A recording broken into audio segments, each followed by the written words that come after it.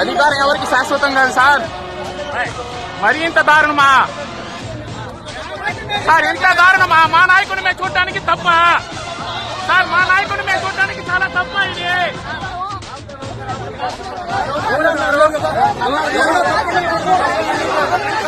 పల్నాడుకి అభిమానం సార్. పల్నాడుకి అభిమానం. అది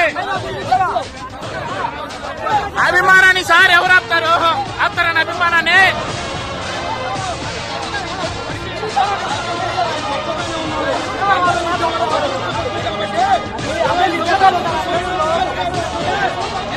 రాజకీయాలు